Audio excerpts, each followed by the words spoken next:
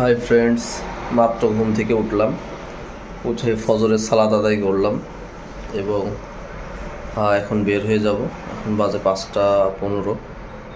আর 10-15 মিনিটের ভিতরে বেরিয়ে যাব সাজেকের উদ্দেশ্যে। তো জার্নি আবার স্টার্ট। ব্যাকবুটকা সব গোছানো কমপ্লিট, দেখতেই পারতেছেন। তো যাই হোক, দেখা হবে সামনে কোথাও। তো লেটস সি।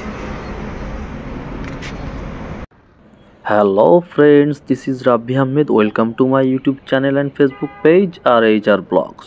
তো নতুন একটা অ্যানাদার নিউ ব্র্যান্ড ভিডিও নিয়ে আপনাদের সামনে হাজির হলাম। ভোরবেলা সাজেকের উদ্দেশ্যে রওনা হয়ে গেছি। দেখতেই পাচ্ছেন রাস্তাঘাটের কি অবস্থা, প্রচণ্ড কুয়াশা ভরা রাস্তা, মানে হেলমেট পরে কিছুই দেখতে পারতেছি না, তারপরেও খুব রিস্ক নিয়ে চালাইতেছি এবং রাস্তার অবস্থা খুবই খারাপ। বারোয়ারহাট থেকে খাগড়াছড়ির আগ মুহূর্ত পর্যন্ত মানে প্রায় 40 কিলো, 30-35-40 কিলো রাস্তা, খুবই বাজে অবস্থা। মানে শুধু বাজে বললে ভুল হবে, এত খারাপ অবস্থা। এবং ভাঙাচোরা জায়গায় জায়গায় এমন কিছুই বোঝা যাইতেছে না, বাট শীতের ভাইবসটা সেই লাগতেছে। পেছনে আপনাদের ভাবি বসে আছে, যদিও বসে থাকতে একটু কষ্ট হচ্ছে। ভাঙাচোরা রাস্তা দেখতেই পারতেছেন, পুরা কুয়াশায় ভরা। মানে এই ফিলটা আসলে বলে বোঝাইতে পারবো না না দেখলে। তারপরেও দেখতেই পারতেছেন 40-45-48 স্পিডে চালাইতেছি, যদিও ভয় লাগতেছে। মানে সামনে কিচ্ছু দেখতে পারতেছি না, হেলমেটে পুরো কুয়াশায় ভরে যাচ্ছে। আমার অ্যাকশন ক্যামেরার অবস্থাটাও দেখতে পারতেছেন, গোলাগুলো আসতেছে, প্রচুর কুয়াশা আপনার অ্যাকশন ক্যামেরাতেও ভরে যাচ্ছে, যার কারণে লেন্সে পড়তেছে, দেখতেছেন একটু ঘোলা ঘোলা আসতেছে। যাই হোক, বাট রাস্তাটা খুব সুন্দর, উপভোগ করতে করতে যাচ্ছি আমরা দুইজন। গতকালকে অনেকটাই জার্নি হয়েছে, দুইজনা খুবই টায়ার্ড ছিলাম। বারোয়ারহাট এসে রাতে ঘুমাই পড়ছি, হালকা ঠান্ডাও লাগছে। তো এখন একটু কুয়াশা কম, আস্তে আস্তে সকাল হইতেছে। দেখতে পারতেছেন আমার ফগ লাইট জ্বালানো আছে, তারপরেও যত্নে অপোজিট সাইড থেকে কেউ আসলে বুঝতে পারে একটা বাইক আছে, কারণ জায়গায় জায়গায় কুয়াশা, মানে মেঘ, জায়গায় জায়গায় আবার এরকম ক্লিয়ার রোদ উঠতেছে। একটা অন্যরকম ফিল। এটা আসলে ভিডিওতে কতটুকু বুঝতে পারতেছেন জানি না, কিংবা বুঝাইতে আমি কতটুকু পারতেছি সেটাও বলতে পারবো না, বাট ভালো লাগতেছে। তো রাস্তাও খুব সুন্দর, এখন একটু ভালো পাইতেছি, কিন্তু লাস্ট প্রায় 30-35 কিলো রাস্তা খুবই বাজে। বাট সকালের একটা অন্যরকম ঠান্ডার ফিলিংস অনুভূতি হচ্ছে শরীরে। যখন কুয়াশাগুলা, মেঘ বললে ভুল হবে, মেঘ না, কুয়াশাগুলো যখন গায়ে বাতাস দিয়ে আপনাকে যাচ্ছে, তখন ভালো লাগবে, একটা ঠান্ডা ঠান্ডা ফিল। কি শোনা, কেমন লাগতেছে তোমার পেছনে বসে? যাই হোক, দেখতেই পারতেছেন রাস্তার অবস্থা কেমন। এখনও ভালো রাস্তা তেমন পাই নাই, সামনে ভালো রাস্তা আছে। বাট একটা জিনিস প্রত্যেকেই খেয়াল রাখবেন, আহামরি রাপ চালাইবেন না যদি রাস্তা আপনার মুখস্থ না থাকে। কারণ এই দেখতেছি ভালো, হুট করে সামনে ভাঙায়। আমি কয়েকবার এরকম সিচুয়েশনে পড়ছি, বাট বোঝার কোনো ওয়ে নাই যে সামনে আপনার ভাঙা আছে। এবং এমন এমন সিচুয়েশনে, কোনো টার্নিং জায়গাতে কিংবা রাস্তা উঁচু উঁচু থেকে নিচে নামবো ঢাল, ঠিক সেই মুহূর্ত থেকে ভাঙা। তো আপনি হাই স্পিডে গেলে একটু সমস্যায় পড়তেই পারেন, অস্বাভাবিক কিছু না। এই সাইড দাও তাড়াতাড়ি, পাস দিতেছি তাও সাইড দেয় না। এবং পাহাড়ি রাস্তায় আপনি একটা জিনিস খুব কেয়ারফুলি চালাবেন, সিএনজি এবং এই যে চাঁদের গাড়িগুলো, এগুলো কিন্তু সচরাচর সাইড দিতেই চায় না। যখনই ওভারটেকিং করবেন খুব কেয়ারফুলি করবেন, তাহলে বিপদে পড়ে যাবেন। বাট এখন ভোরের টাইমে আমি আসলে ওরকম আহামরি ট্যুরিস্ট দেখিও নাই। আর বারোয়ারহাট কয়েকজনের দেখছিলাম, তারা আমার আগেই রওনা হয়ে গেছে। বাট আমি ফজরের সালাত আদায় করার পর একটু আলো ফুটলে, কারণ আমরা দুইজন আছি, সাথে আপনাদের ভাবি আছে, যার কারণে আমি অত রিস্ক নিই নাই, ধীরে সুস্থেই গেছি। যাক, এখনও পর্যন্ত সহি সালামতেই আছি আল্লাহর অশেষ রহমতে। তো এখন একটু রাস্তা মোটামুটি ভালো পাইছি। বাম হাতে দেখতে পাচ্ছেন চা বাগান, এটা সম্ভবত রামগড়। চা বাগানটা এই একটু ভালো, রাস্তার কাজ চলতেছে। অদূর ভবিষ্যতে হয়তো বা 1-1.5-2 বছর পর যদি আমরা সাজেকে যাই, পুরো ব্র্যান্ড নিউ রাস্তা পাবো মেবি। তো জায়গায় জায়গায় ভালো, জায়গায় জায়গায় খারাপ। এখনকার রাস্তাগুলো দেখতেছেন তৈরি করতেছে, হয়তো বা অদূর খুব তাড়াতাড়ি রাস্তাগুলো আমরা ভালো রাস্তা পেয়ে যাব। ও জায়গার প্রশাসনের এবং রাস্তার দায়িত্বে যারা আছে তাদের বলি যেন তাড়াতাড়ি রাস্তাটা কমপ্লিট করে দেয়। আমাদের মতন বাইকার যারা আছে, ট্যুরিস্ট, তাদের জন্য খুব ভালো হয়। যাই হোক, অনেক টায়ার্ড লাগতেছে, এখন একটা চায়ের বিরতি দিলাম, হালকা একটু চা খেয়ে আবার রওনা হয়ে যাব। তো দোকানটা অনেক সুন্দর দেখেন। তো যাই হোক, আবার বের হয়ে গেলাম চা খাওয়ার পর। পথ চলতে চলতে দেখা যাক গন্তব্য কত দূর গিয়ে থাকে। স্পিড ব্রেকারগুলোও ঠিকঠাক মতন বোঝা যায় না, হাই রে হাই। যাই হোক, খুব সাবধানে চালাইবেন যারা এখন আসবেন। আর সকালের দিকে রাস্তা একটু ভেজা ভেজা থাকে, যার কারণে কর্নারিং করার সময় কিন্তু খুব কেয়ারফুলি করার চেষ্টা করবেন। তো প্রত্যেকবার এসে আমরা এখানে দাঁড়াই, বাট আজকে দাঁড়ানো হলো না, দুইজন থাকাতে প্রত্যেকটা বার এসে এখানে দাঁড়াইছি। স্পিড ব্রেকারগুলো প্রত্যেকেই খেয়াল করবেন। আর সবচেয়ে বড় কথা, R15 নিয়ে দুইজন আসা এবং পেছনে একটা ব্যাগ করে হিসাব করলে আমরা তিনজন। তো আমার বোর যাই বলেন অনেক ধৈর্যের শেষ নাই। কজ সে পুরাটা রাস্তা পেছনে ব্যাগ নিয়ে এত কষ্ট করে বসে বসে আসতেছে। মাশাআল্লাহ, আল্লাহ তার ধৈর্য আরও বাড়ায় দিক। তো পথ চলতে চলতে পাহাড়ি পথ কখন শেষ হয়ে যাবে আপনি টেরই পাবেন না। আমার বউকেও আমি জিজ্ঞেস করতেছি আপনাদের ভাবিকে যে কী ব্যাপার, কেমন বোরিং লাগতেছে নাকি?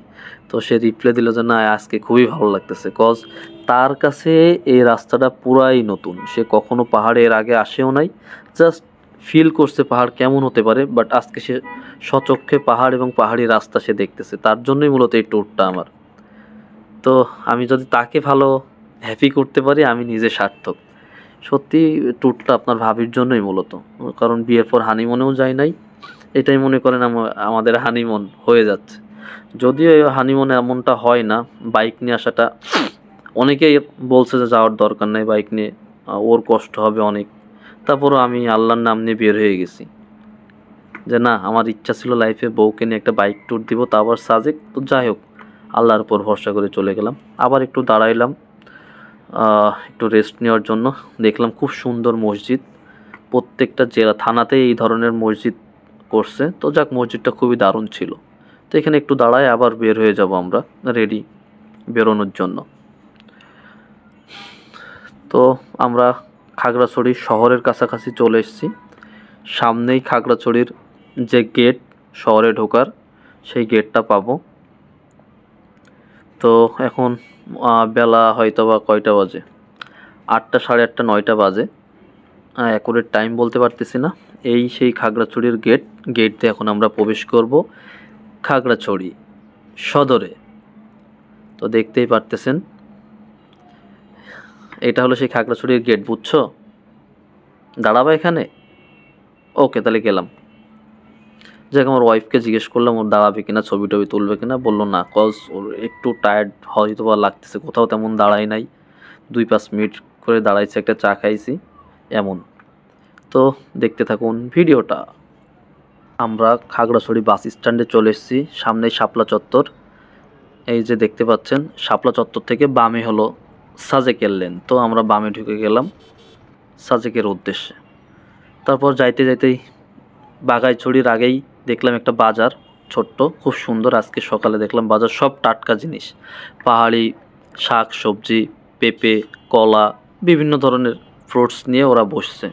এতে জীবনযাত্রা আসলে কত কঠিন, এদেরকে না দেখলে বোঝা যাবে না, খুবই কঠিন। তো আবার বের হয়ে গেলাম রওনা, যেই গন্তব্য। কিছু বাইকার দেখলাম বাম হাতে রেস্ট করতেছে, তার মানে ট্যুরিস্ট বাইকার আছে। আমি ভাবছিলাম হয়তো বা কেউই তেমন পাবো না। তো দেখা যাক সামনে কি হয় আরও। এদিকে রাস্তাটা মোটামুটি ভালোই পাইছি, খাগড়াছড়ি পার হয়ে রাস্তা মোটামুটি ভালো। তো আর্মি ক্যাম্পের চলে এসেছি এবং এখানে প্রায় 40 মিনিট আমরা ছিলাম দাঁড়ায়ে। এখন কটেজ ছাড়বে, রাস্তা ক্লিয়ার বলল, সামনে পুলিশের গাড়ি আছে। তো আমরা ওদের সাথে সাথে রওনা হলাম। দেখেন রওনা হয়ে যাচ্ছে ওদের সাথে সাথেই। অনেক অনেক বাইকার আছে। ফার্স্টে ভাবছিলাম হয়তো বাইকারই নাই, বাট এরা সবাই অধিকাংশ সব চিটাগং থেকে এসছে মেবি। দেখলাম গাড়ির কাগজ, নাম্বার প্লেটে সব চিটাগংয়ের। তো আমরা আল্লাহর নাম নিয়ে আবার বের হয়ে গেলাম ক্যাম্প থেকে। তো এখন ডিরেক্ট সাজেক এখান থেকে 30 কিলো, হয়তো আর বেশি টাইম আমাদের লাগবে না সাজেক পৌঁছাইতে, খুব তাড়াতাড়ি পৌঁছায় যাব সাজেকে। চাঁদের গাড়ির অনেক চাপ আছে, দেখা যাক ট্যুরিস্ট কেমন পাই। এরা সব ব্যাগ যাচ্ছে আর আমরা সাজেকে ইন করতেছি মূলত। তো এখান থেকে সাজেকের দূরত্ব 30 কিলো, 20-30 কিলো। তো দেখতেই পাচ্ছেন এখানে আর টানাটানি করারও কোনো ওয়ে নাই, সামনে পুলিশের গাড়ি, ওনাদের পিছন থেকে পেছি আমাদের যাওয়া লাগবে, পিছেই, ওদেরকে ওভারটেক করতে পারবো না।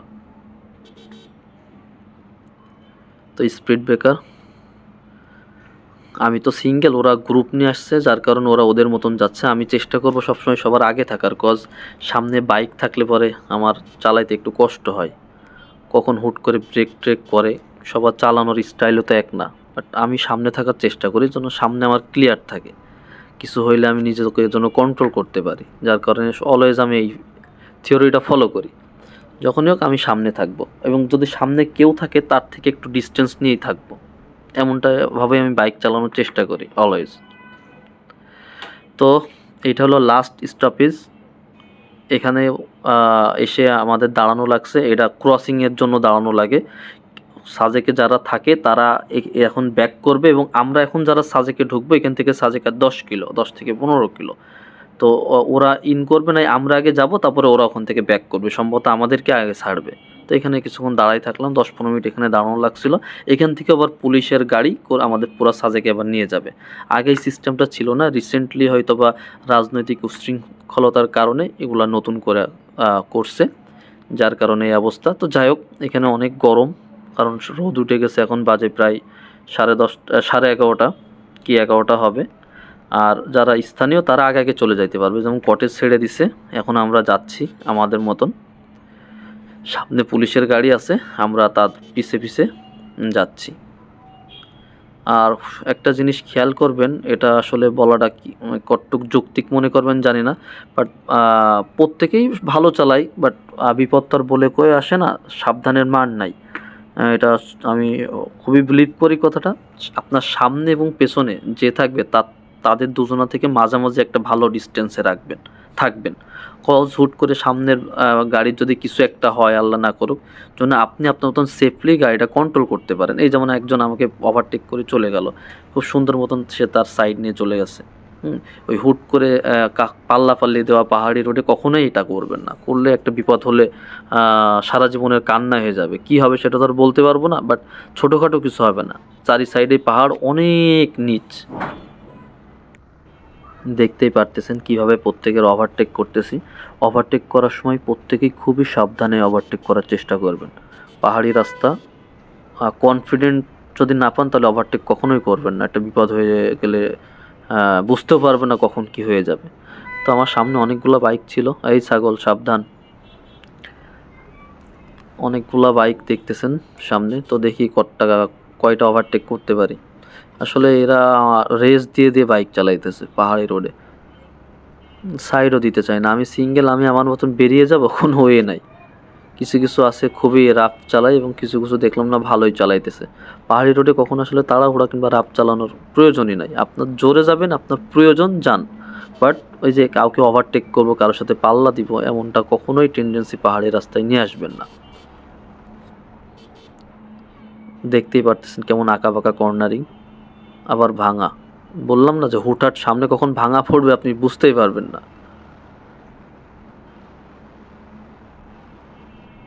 তো দেখতে পথ, কত দূর পথ আমরা পাড়ি দিয়ে আসলাম বুঝতেই পারলাম না, এখনো ক্লান্তিই আসে নাই শরীরে। পাহাড়ি রাস্তা হলে এমন, দাঁড়াই থাকলে গরম লাগতেছে, বাইক চালাইলে আবার ঠান্ডা শীত। ওই যে দেখতেছেন দূরে পাহাড়, ওইগুলাও ক্রস করে আমরা আরো উপরে উঠব। ওরে বাবা, প্রচণ্ড বাইক এবং গাড়ির চাপ। দেখছেন সামনে কত বাইকার, কোত্থেকে আসলো এরা আল্লাহ মাবুদি জানে। দেখি আবার কতটুকু ওভারটেক করতে পারি, কেউ তো ঠিকঠাক মতন সাইডে দিতে চায় না। ওরে বাবা, 1 2 3 4 5 6 7 8 9 10 15টা বাইক আছে সামনে আমার, মাশাল্লাহ। দেখছেন ভাই, সাইডই দেয় না। অনেক কষ্ট করে ওভারটেক করা লাগতেছে এবং খুব সাবধানের সাথে ওভারটেক করতেছি।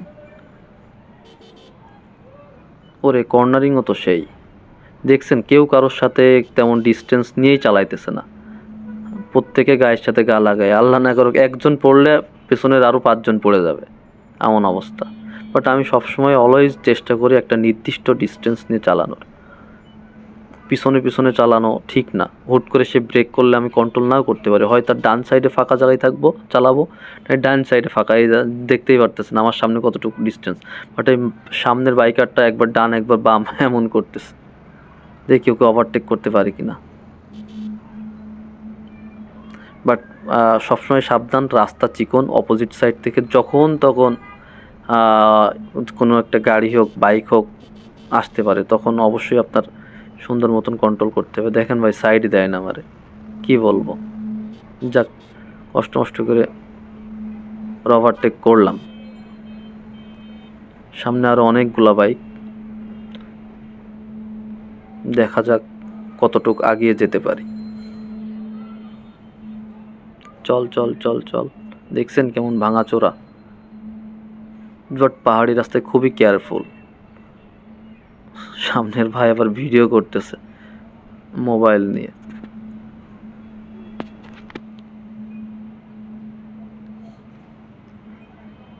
তো সামনে একটু ঝামেলা হয়েছিল, সেই জন্য সবাই দাঁড়ায় আছে দেখলেন।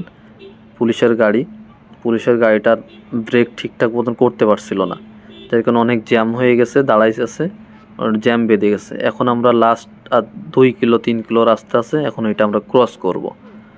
তো দেখতে থাকুন ভিডিওটা। এখন সামনের থেকে বামে ঢুকবো আমরা, বামের লেন। তো এখানে অনেকগুলা ট্রাক করাতে রাস্তাটা ব্লক করে রাখছিল, তো জ্যাম বেঁধে গেছে। তো এই সেই পুলিশের গাড়ি যারা আমাদের সাজেক পর্যন্ত, কাছাকাছি পর্যন্ত আমাদের আর আগায় দিয়ে গেল সেফটির জন্য। বাংলাদেশ পুলিশকে অনেক অনেক ধন্যবাদ। বাট একটু সমস্যাও বাইকারদের জন্য, কজ আমাদের 2 চাকার জিনিস বাইক, যখন তখন ওরা হঠাৎ ব্রেক করলে আমাদের বাইকের প্রবলেম হয়, ও স্লো হয়ে গেলে পাহাড়ি রাস্তায় তখন উঠাইতে কষ্ট হয়। এখন আমরা লাস্ট 3 কিলো যুদ্ধ করতে করতে উঠবো, এই হলো সেই কাছাকাছি লাস্ট 3 কিলো। প্রচুর বাইকের লোড চাপ পড়ে, ডবল নিয়ে ওঠাও খুব কষ্ট, নির্দিষ্ট একটা আরপিএমে না উঠাইতে পারলে আপনি উঠাইতে পারবেন না। তো সেটা মূলত সামনের পুলিশের গাড়ির জন্য অসুবিধা হচ্ছে, ওরা খুব জোরে যাইতেছেও না, কারণ ওদের তো 4 চাকায় গিয়ার 4 হুইলার, বাট আমাদের তো তা না। দেখেন খুবই কষ্ট করে করতেছে, ওরা পার হয়ে চলে গেল, আমিও পার হয়ে চলে গেলাম, দেখলাম এভাবে যাওয়া সম্ভব না। লাস্ট 3 কিলো খুবই উঁচু, মানে বলার বাইরে, এটা পুরা একদম এক টানে ওঠা লাগে এমন অবস্থা। দেখতেই পারতেছেন ভিডিওটা সবাই কিভাবে যাচ্ছি। শোনা, তুমি সামনের দিকে একটু বেশি ঝুঁকে বসো, তাহলে তোমার সমস্যা হতে পারে। ওকে একটু বলে দিলাম যেন সামনের দিকে ঝুঁকে বসে, যেন প্রবলেম না হয়।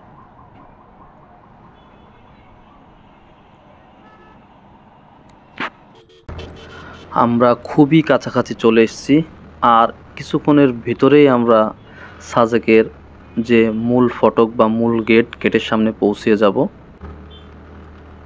তো এই টার্নিংটা ঘুরলেই সাজেকের মূল যে গেটটা দেখতে পারবো। এই টার্নিংটা খুবই খাড়া, বাট খুব কষ্ট হচ্ছে উঠতে, তারপরও ইনশাল্লাহ সহি সালামতেই উঠতে পারতেছি। বাইকে এখনও কোনো ট্রাবল দেখা দেয় নাই।